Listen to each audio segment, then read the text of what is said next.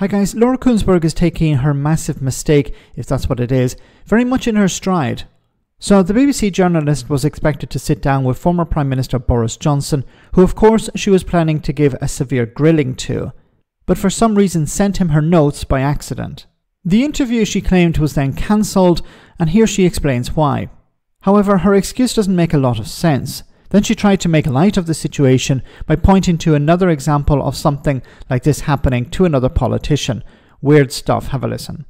We are the podcast where we like to own up to our mistakes. What could you be talking about?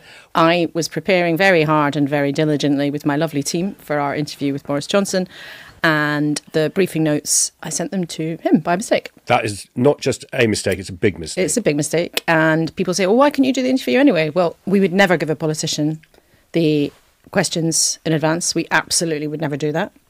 So it wasn't possible. Nor could you just change the questions, because clearly I was planning to ask him about COVID and Brexit and Partygate. So to change any of the questions and not ask him those important things wouldn't have been doing the job properly. So that doesn't make any sense to me. Really, it doesn't make any sense. So you're saying you couldn't do the interview because Boris Johnson had already seen the questions. Then just change the questions. And don't say, well, we couldn't change the questions. There are hundreds of questions, thousands of questions you could put to Boris Johnson on all of those three topics. Like if your question on Brexit was, did you really get Brexit done? You could change it to, can you point out some of the benefits of Brexit? That would be a bit of a struggle for Boris Johnson. If it was about the pandemic, well, don't talk about, lockdowns, but talk about why he refused to go to Cobra meetings.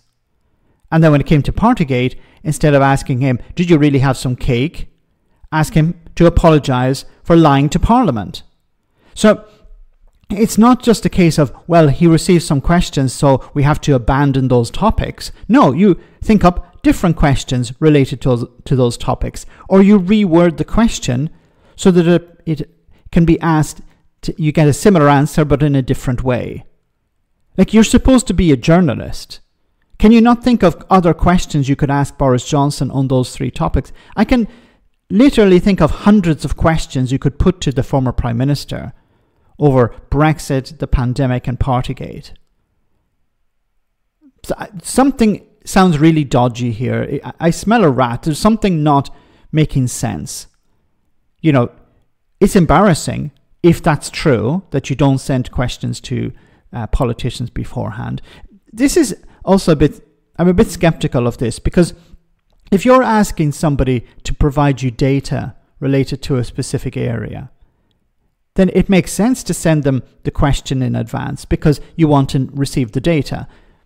So unless these are general questions about Boris Johnson, then maybe there's no need to send him questions. You're just going to say, we're going to have an interview and we're going to talk about Brexit, Partygate and the pandemic. I imagine you at least tell him that. But if he had to prepare some answer related to data or a specific answer to a complicated issue, then I could understand him receiving the questions in advance. But to abandon the interview simply because you sent Boris Johnson some questions, then just change the questions. It's not that difficult. So very frustratingly and very red-facedly, we had to cancel it. The bright side was that lots of people then got in touch to tell me about their hideous faux pas. A contact who worked in a different country's parliament. Okay, so a staffer told me they were trying to email a colleague calling their boss, who was the then Prime Minister, a very bad word. Okay. However, they didn't send it to their colleague. They sent it to the Prime Minister themselves. To complete the humiliation, it was during a Prime Minister's questions session, and they saw the Prime Minister pick up their phone, read the email calling them a very bad word, and then put it down. Newscast. Okay. So, back to this main point here. Does anyone believe this is really what happened? Does anyone believe what Laura Kuenssberg is saying here is true? That she sent the notes to Boris Johnson by mistake? It's possible that Boris Johnson said, look, I'll do the interview if you send me the questions. She sent the questions and then realised, actually, I shouldn't have done that, and she cancelled the interview. Because she said, because what she's saying here doesn't make a lot of sense to me.